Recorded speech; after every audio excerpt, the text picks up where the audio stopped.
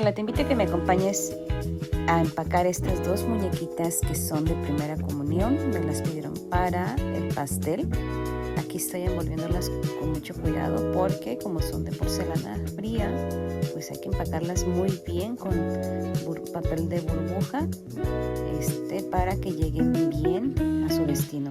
Estas me las pidieron y se van para North Carolina. Por ahí también le mando una plumita de gnomo a mi clienta. Espero que le lleguen a tiempo y le lleguen bien su pedido.